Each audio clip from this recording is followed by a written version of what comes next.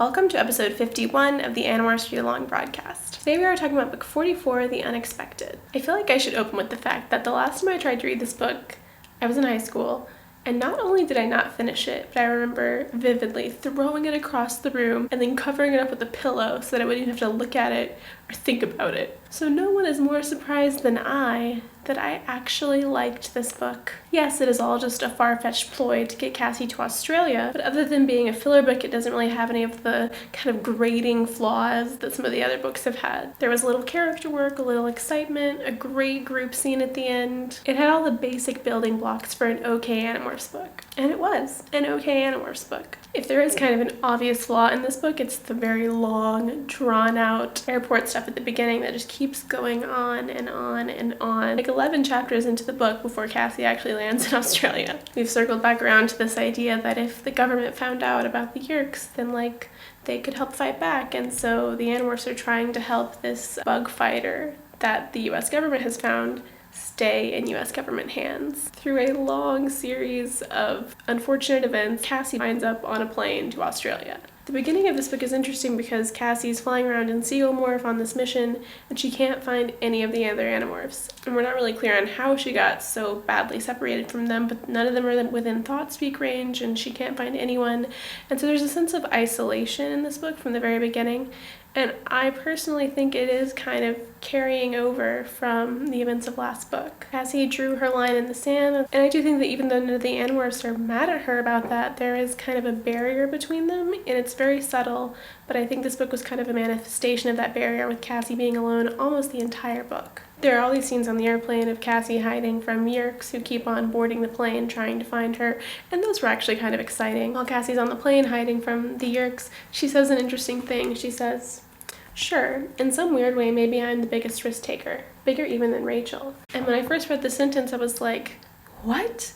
But then when I really started to think about it, I was like, actually, if you think about the books of 19 and 29, there is something about Cassie that if it's for the right reasons, she will take enormous risks, stupid risks. So Cassie's in the Australian Outback alone and meets a boy named Yami. This continues this weird Animorphs road trip trope of meeting someone from an indigenous people group. Like in the rainforest, they met someone, at the North Pole, they met someone, and now Cassie is meeting an Aboriginal Australian. He's like, oh, you can turn into birds? That's cool, no big deal. And basically it's her guide and shows her where the kangaroos live and takes her to meet his family. And even though none of this has anything to do with the Animorphs, there was something nice about it. There was something almost dreamlike about this whole interaction. It was like this escape into another life. There's also this really interesting romantic chemistry between Yami and Cassie. Like any good Cassie book, this book is chock full of Cassie questioning her decision, and at one point she's talking about all the choices she's made in the past. Leave the Animorphs, come back.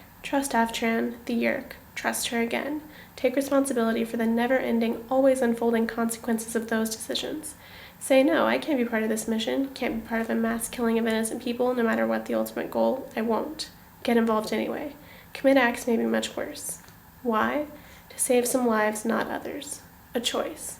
There's always a choice. This is the only explicit reference to the events of last book, but I do feel like in some ways those events are very much in the background of this book. So Cassie hangs out with Yami's family, she's becoming best friends with his grandpa and loves all of his relatives, but alas, this escape into Australian bliss cannot last, and the Yeerks eventually track Cassie down, and it's a really bad timing because Yami's grandfather has this really bad infection, and they need to get a doctor, but the radio's been blown out. Cassie teams up with a bunch of kangaroos, eventually is rescued by a Chi who had come along with the Yeerks, and she's like, everything's cool, we're gonna get you home. But Yami's family's all okay, and Cassie did not get captured by the Yeerks, so yay. The last chapter of this book is amazing. I was literally smiling the entire time I read it. Maybe it was because there had been nobody in this book besides Cassie, and getting them all back was refreshing, but I also liked the way this author wrote the characters. I thought she had a good handle on them, and that always makes me really happy, as I've mentioned many, many times in the past. We're teasing Jake, talking about how desperately he wanted to find Cassie, that he had been a zombie.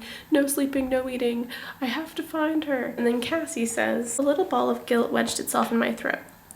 While Jake had been ripping the city apart looking for me, I had been taking boomerang lessons from somebody else.